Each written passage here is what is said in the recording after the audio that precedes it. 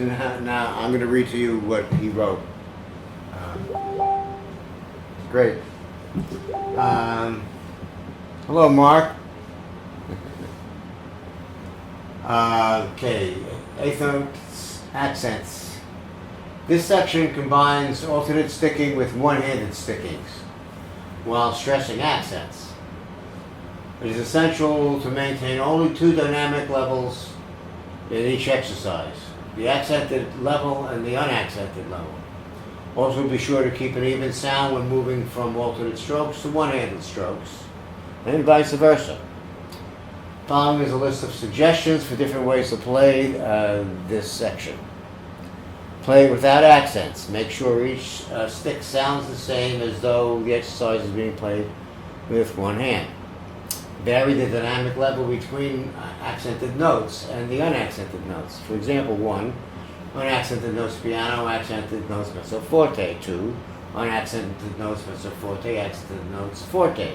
3, unaccented notes mezzo piano, accented notes double forte.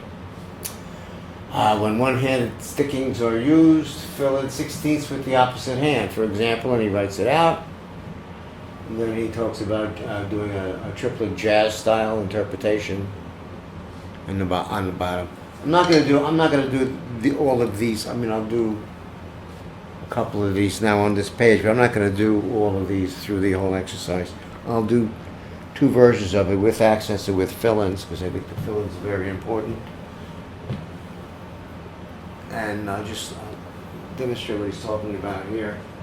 So without accents, it's really simple. Right?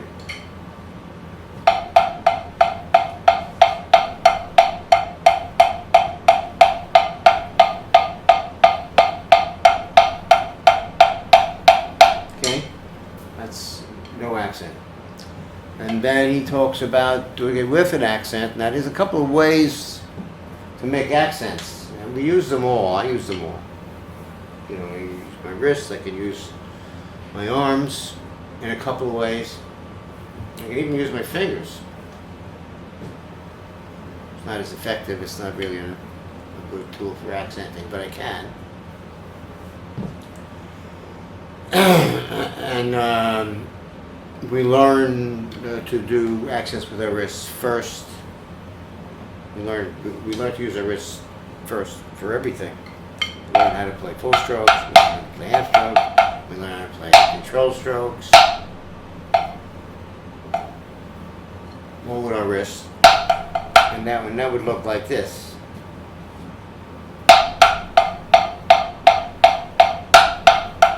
So, sorry.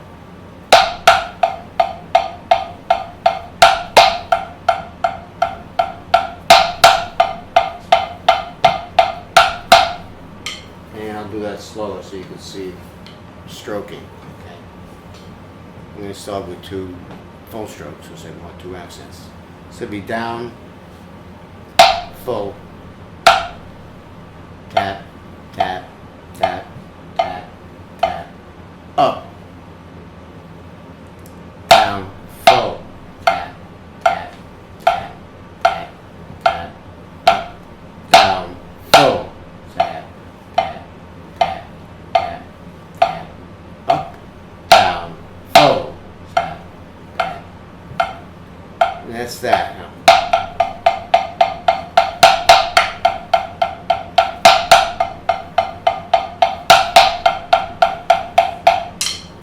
And then we can add arms to that.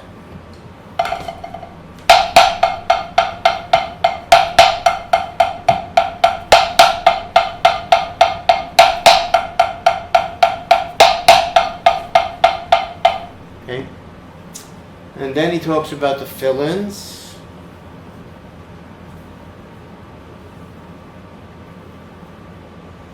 And all that is whenever you have more than one stroke, 2 or 3 or 4 or 5, whatever it is, you're going to fill in the 16th with the opposite hand. Okay? So this becomes this. And this becomes this.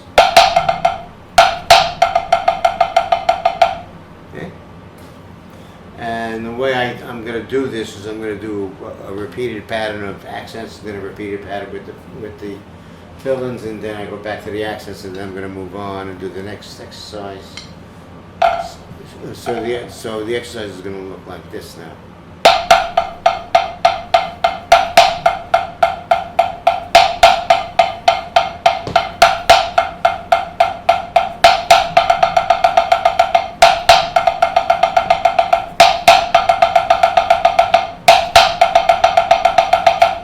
Okay, but I'm going to do more than two. And that's what he calls fill-ins, which is great. And he's using this concept of fill-ins through both books constantly. So all throughout both of Masters 1 and Masters 2, he's got all sorts of exercises based on this concept of fill-ins. Whole sections written on this. So, which is why I like to attack it right on the first exercise, because it's going to prepare you for what's going to happen later in the book.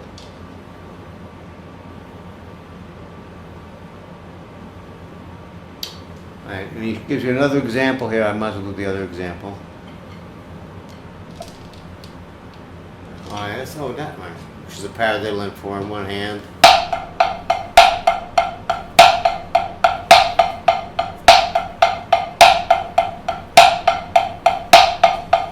So the paradiddle is going to become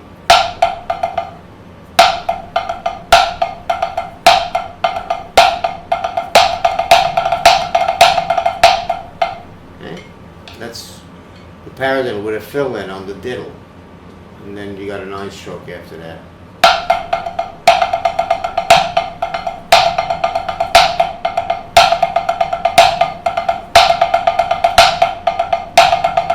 And then the basis of that is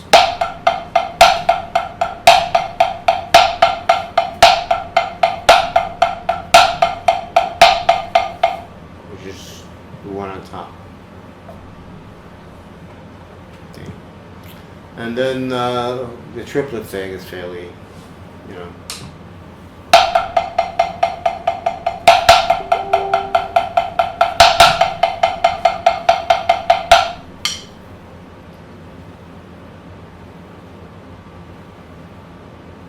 Oh, yeah, you were asking for it as I was doing it, you know.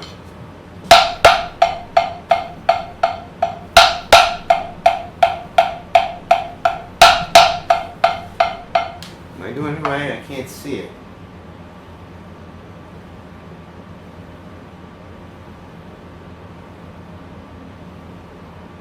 Oh, I see it. There's X number 3. I can't see it. Let me put my glasses up. I don't want to move the pad.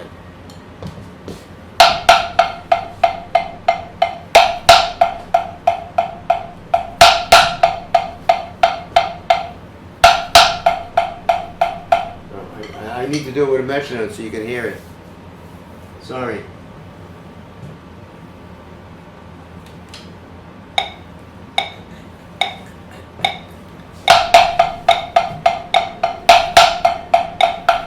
Yeah.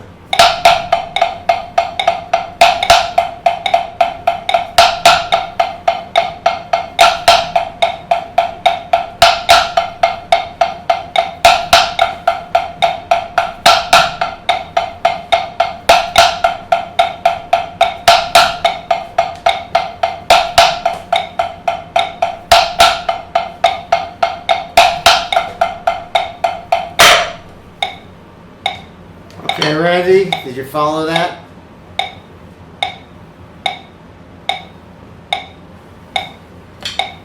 It's just doing it in triplet format and just by playing the 4/4 sticking on it, so it's really like a 3 against 4 kind of thing going on.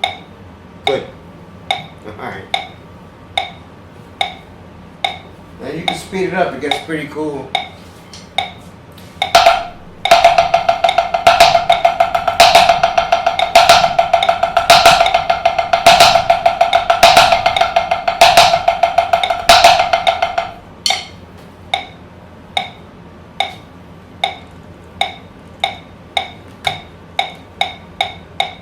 There it is.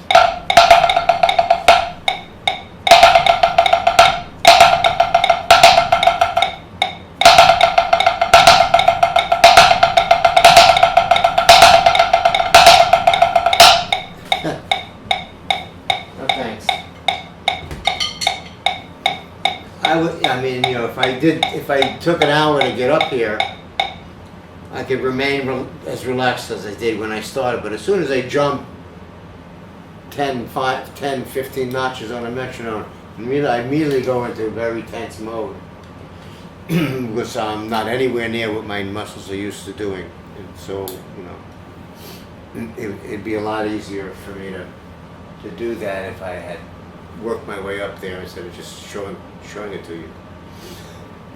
But you can see it's very useful. So that's how we suggest doing them. And of course, he also always suggests that if you could figure out some other ways to do it on your own, by all means. So this is just a starting point as far as he was concerned. You know, he gave you a few of them just to give you the idea of how to apply it.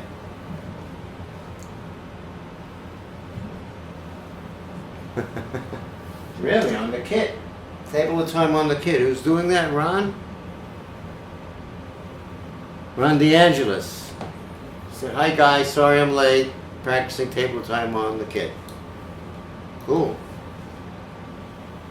Yeah, that's a table of time's a big one. Alright, so I'm not going to go through the page again for you, Ron. I'm sorry, but you'll have to watch the video. And you'll see the... I haven't really done it yet. I'm just going through the introductory page.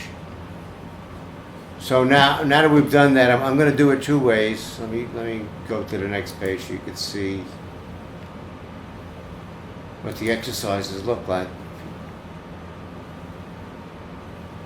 This is the actual first page. Oh, it's got a little more introductory. Let's see what that says. But I think we did enough of reading English here. Oh yeah, I see. Play all previous suggestions while playing various patterns on a bass drum and the hi-hat. For instance, do 1 and 3 on the bass drum, 2 and 4 on the hi-hat, whatever. And then play accented notes on the tom-toms on accented notes. So this is how now he's moving it to the drum kit. Taking these exercises and adding the feet to it, then put the accents on the tom-toms. And then using the various patterns from above against those tom-tom accents. Right's on the right foot on bass drum, with left hand on the snare drum, right hand plays eighth notes on the right cymbal, hi-hat on 2 and 4. Okay, that's another way to do it. Interpret the eighth jazz style. Right on bass, left on snare,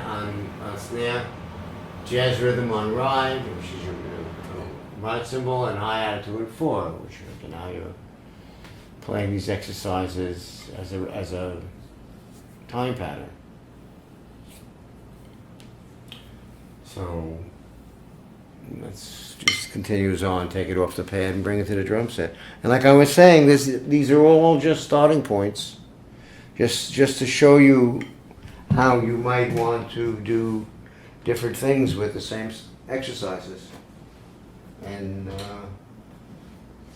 you can make up your own stuff here, you know, from this. The first thing to do is to learn the book.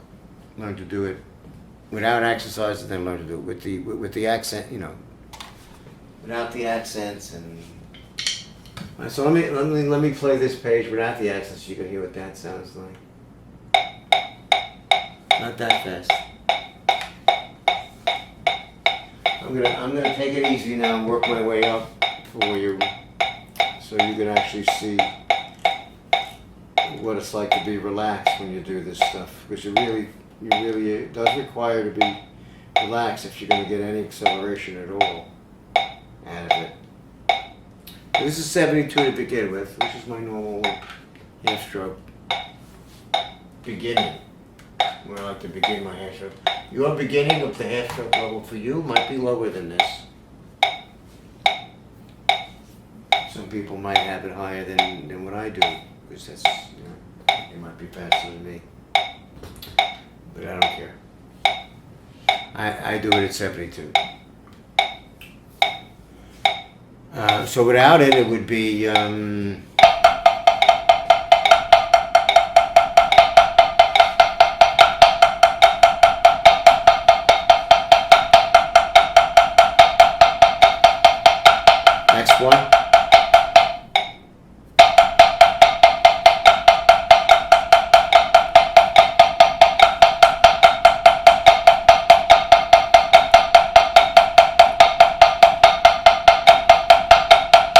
control. Next one.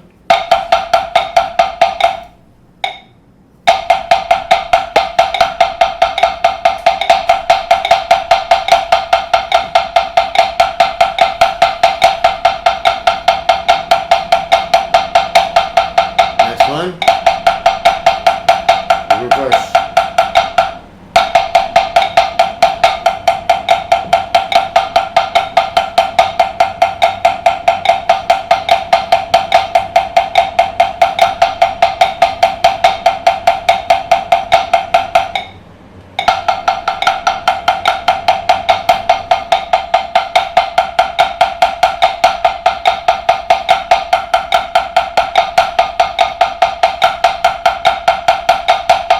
It's pretty good even without accents. It's really just an extension of stick control.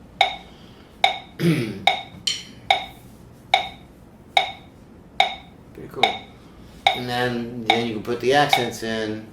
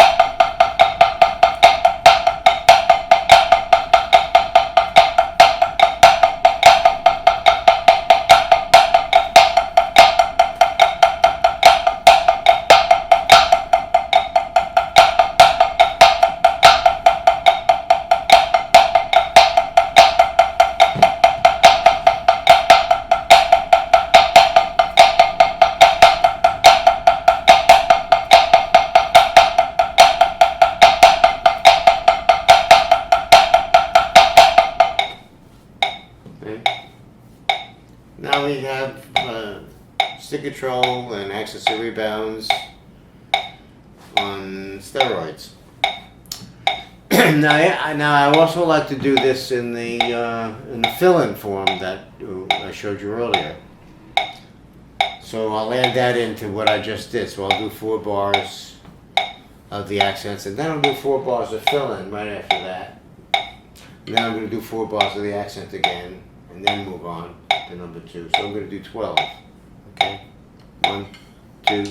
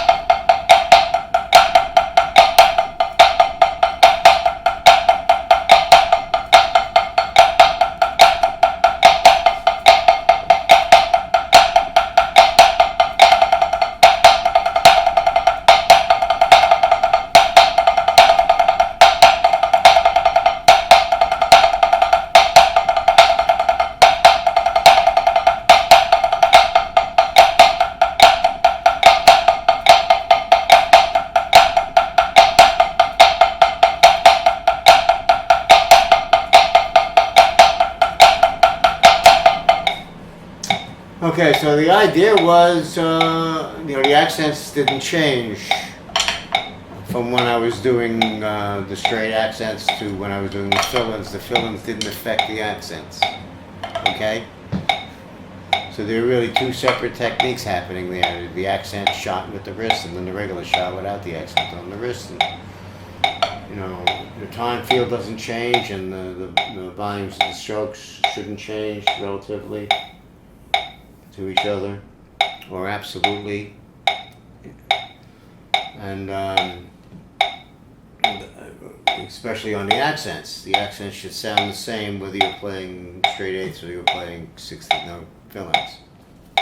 And it really is important to remain relaxed in order to be able to do that with flow, especially when you're playing the 16th notes, because you don't have a lot of time to set up your accents when you're playing the 16ths. So the more relaxed you could stay, the easier it's going to be to accelerate, which I'm going to do now. So now, but I would accelerate slowly so that you can try to maintain the level of relaxation you were able to do when you started, not to just jump up and into the tension pool right away. The idea is to take this with you on the way up. This concept of being loose and relaxed. So I'll go up one notch on a metronome. And this is a classical metronome, so it's not BPM. No such thing as 99 BPM on my metronome. There's no mark like that in classical music. But if I started at 72 and I go one notch, that makes it 76, because it goes up four notches per increment at this level of acceleration. It changes. It starts at 2, then goes to 3, then goes to 4, then goes to 6, and then goes to 8, and on, but you're already going to be beyond what the metronome does. So the next page, let's look at the next page.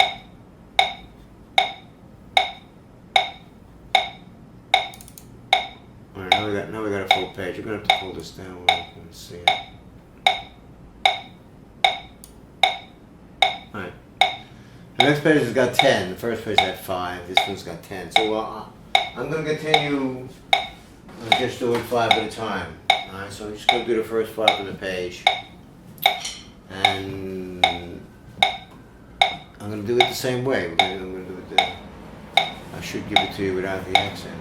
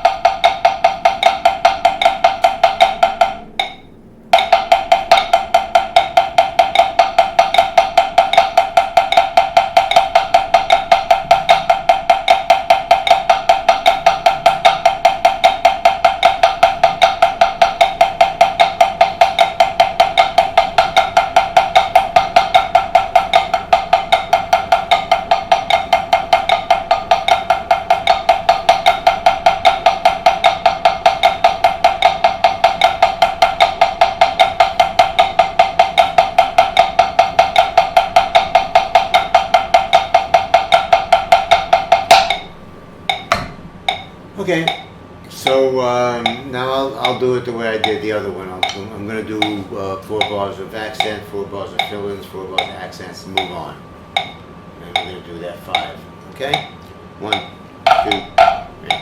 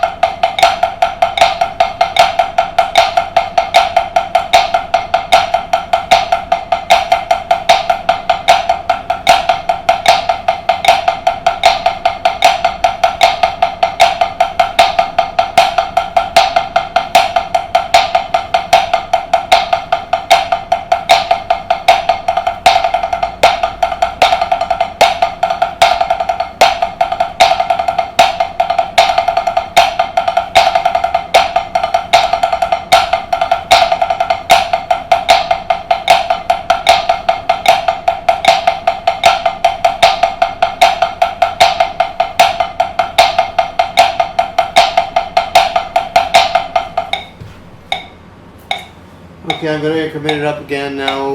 This is going to be 80. Up to 80. And we're going to do the second 5 on the page.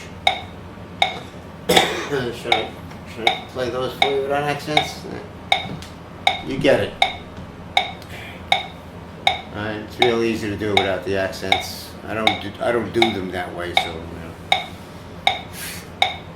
it's hard for me to see this without my glasses, and because I'm sight reading without accents. I'm actually sight reading just the eighth notes. With accents, I don't even think about the stickings. Play the accents. Same thing with the fillers. Just everything just falls into place physically for me. So we're going to start from 11. 1, 2, 3. This is the one from. This is the second example on the opening page. Number 11 was the opening. Was the second example that he gave on the fill-ins. 1, 2.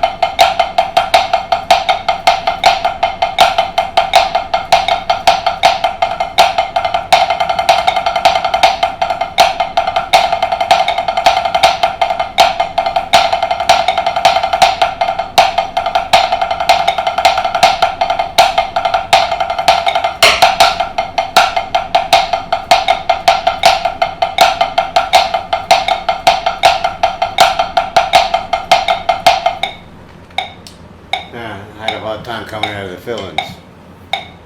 Alright. So that's that page. I can show you another page. I can show you another page if you like.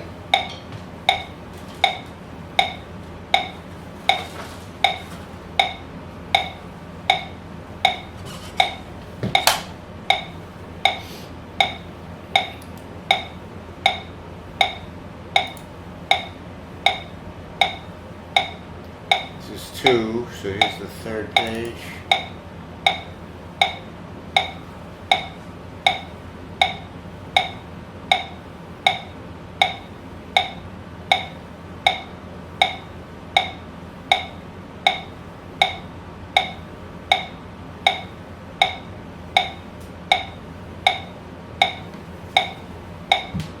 top accents there. Okay, I got you. I see it. This is a cute one. 1, 2, 3.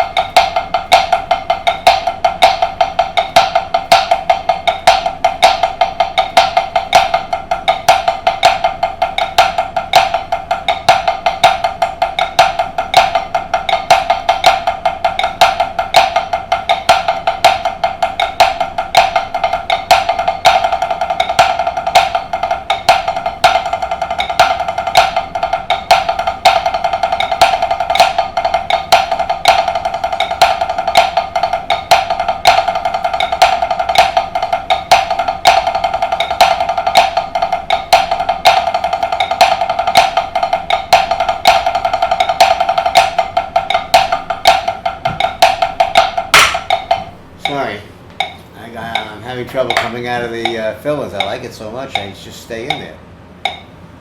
No. Alright, this is number 20. Is it? No. 21 is where I was at next. No.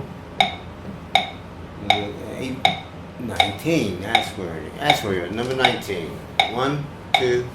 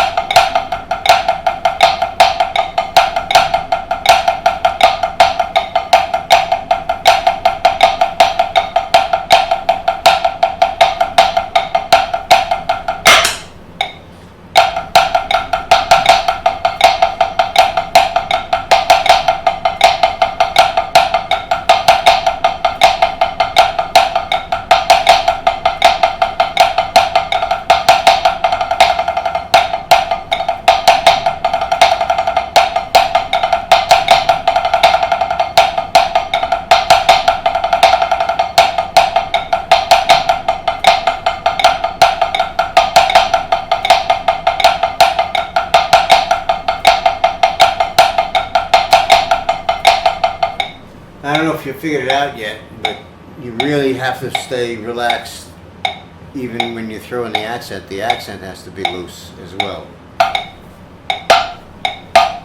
Otherwise,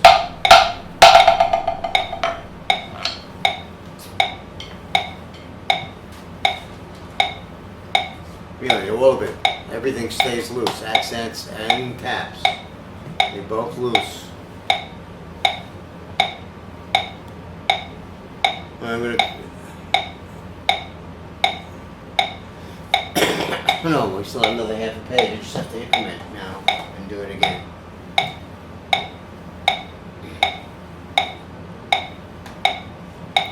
Okay, so now we're at 41. 1, 2.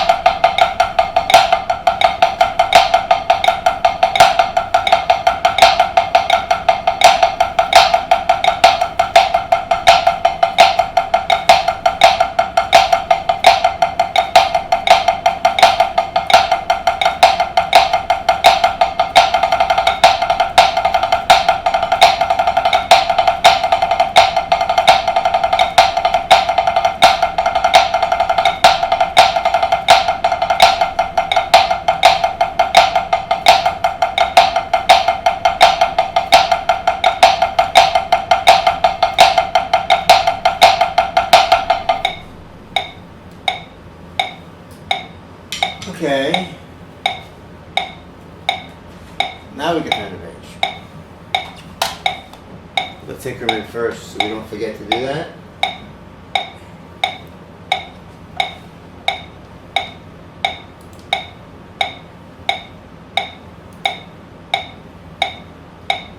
This is page 4. Alright, let's do the next file. 1, 2, 3.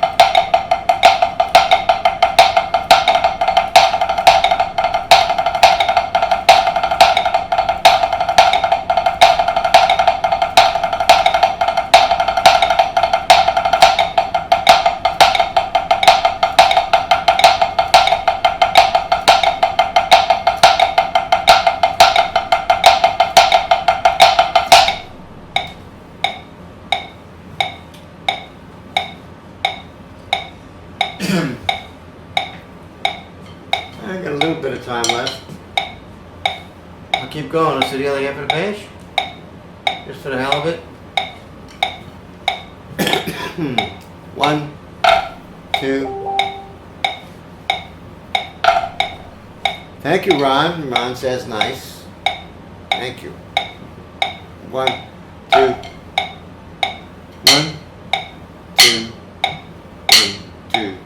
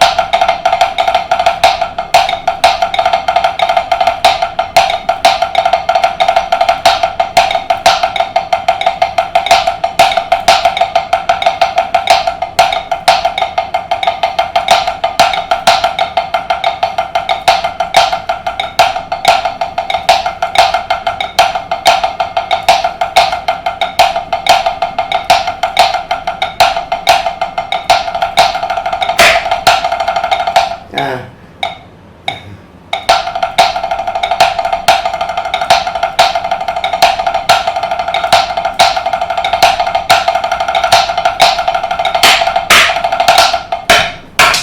oh man, that's a really hard one.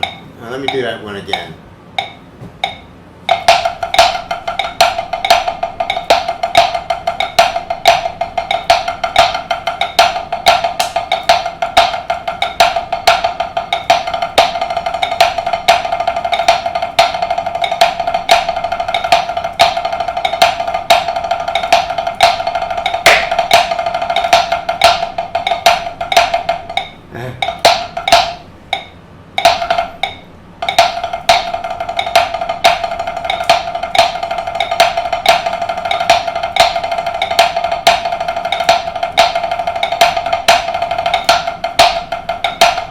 Yeah, did it.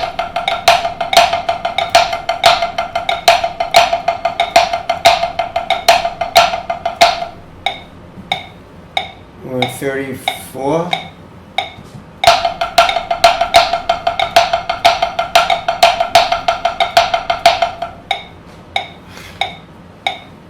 It's getting too hard for the fellas now at this point. I'm gonna do them without the fill-ins. I'll do the next page without the fill-ins. Okay.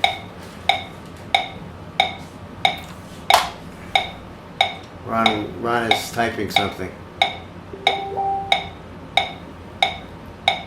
Thank you. Yeah. Ron. Oh, Brian. It's Brian that was typing. Brian Dewhurst says I have very high standards. Yeah. Don't we all?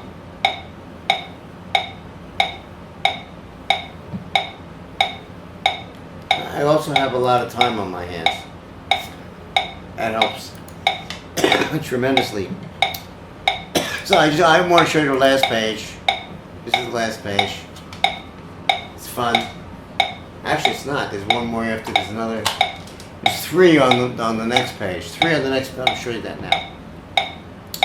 So I want to turn the page in the middle of this. Okay.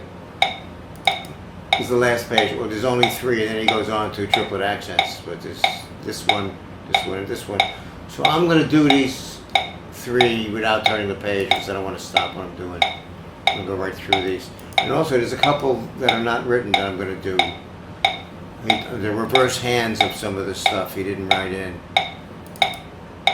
Give you an idea about that. It's like, for instance, this one, he doesn't go to the left-handed on that. I do. So I might do some left-handeds of the right-handed versions that he wrote out, but have the left-handeds in there.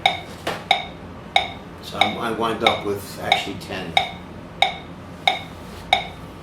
on this page and 5 on the next page because I add 2 more in on the way. Here it is. Okay, let's go to the top. I'll run it down. You might see me do a mirror image of something that's not on the page towards the bottom. 1, 2.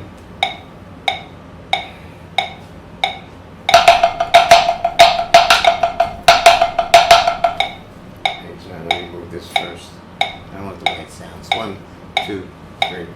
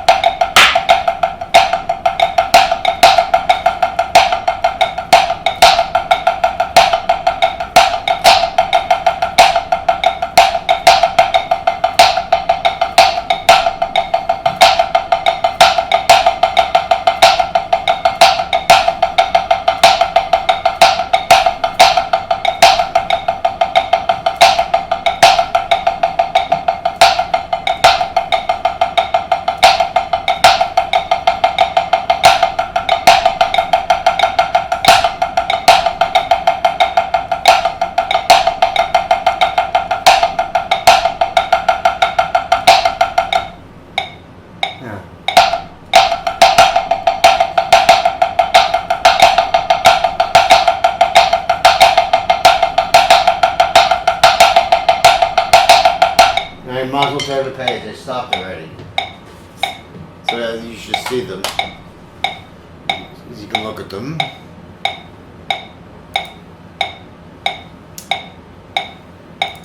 And I'm also going to do the first one left-handed as well. It's not right now, so I'm going to do forward set. So the first one's going to have a mirror image. Okay? 1, 2, 3.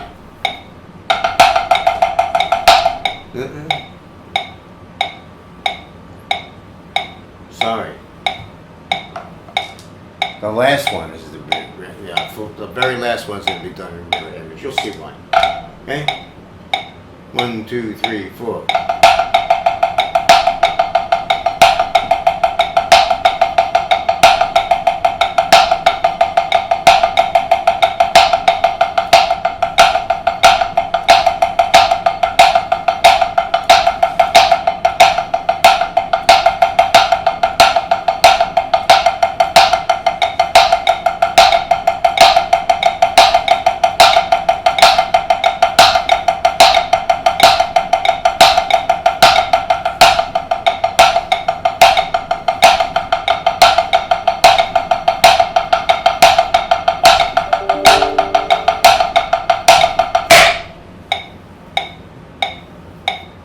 I like that last one, really, and I love it because you're playing 3 different accents with 3 different timings, and they sound supposed to sound the same. You got 3 different setup timings for each one. Really gives you the idea of using the setup time in full, using all of your setup time. So what do we have now? 903. I'm going to do it one more time from the top.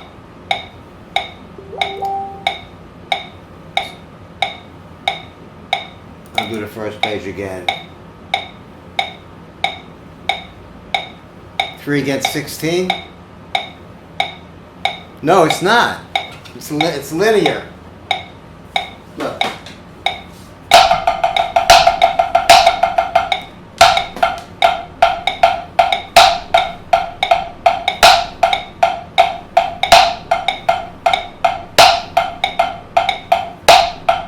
So you don't have an even amount of space between the accents. That's harmonics is even. Well, you know, if it was a real 3, it would be an even 3, spaced out to the pulse. But I'm not doing that. I'm accenting off the 16th notes, and I have 16th notes don't break evenly into 3. Unless you use only 12 of them, but then you're shortening the phrase, so you have to either elongate the phrase or shorten the phrase.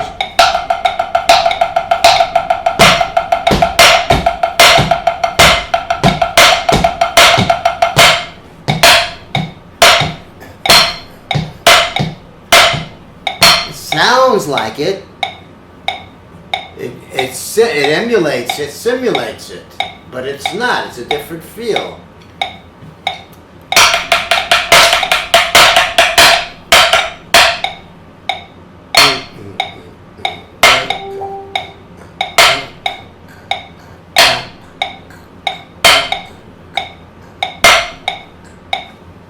Instead of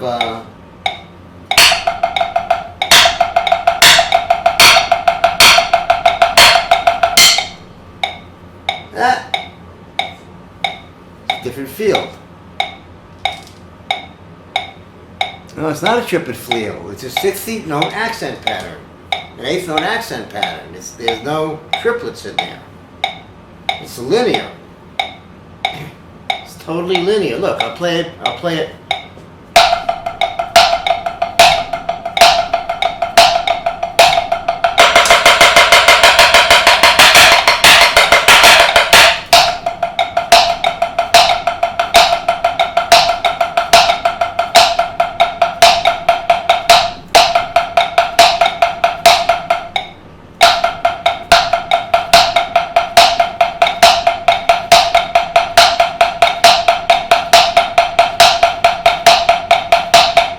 Harmonic against that. Everything, the same pulse is happening on every division.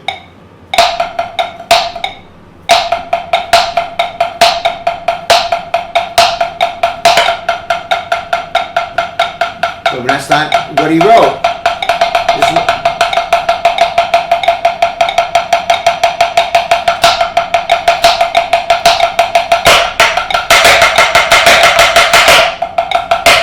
It's not even.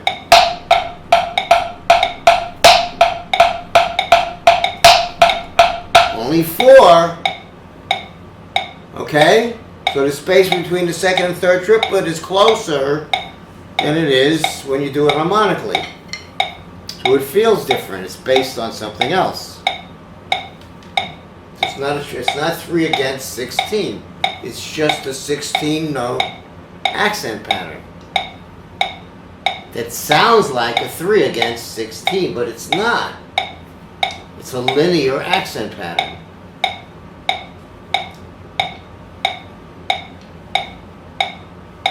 Right?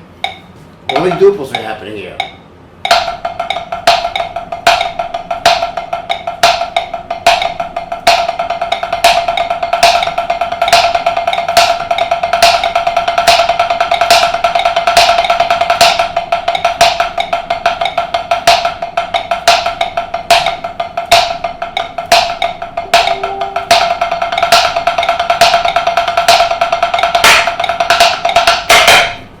Feels different. Cool. Alright, you got it? And here's what it looks like. I'm sorry, I took it down. I should have left it there so you could.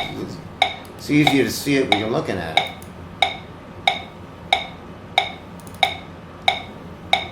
Right on the bottom. Dun dun dun dun dun dun. Dun dun dun dun dun dun dun dun dun dun dun dun dun dun dun dun. This note is early. Only got 4 here. You got 5 in between these two.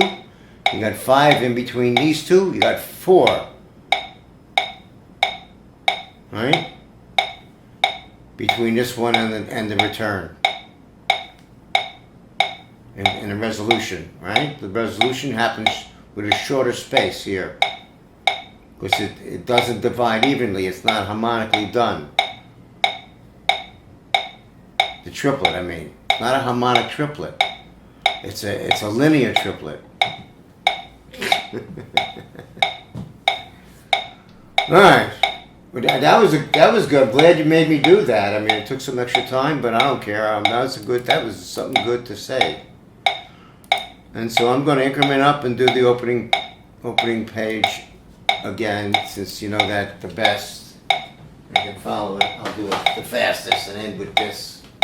We're going to continue and do this more. 1, 2, 1, 2, 3, 4.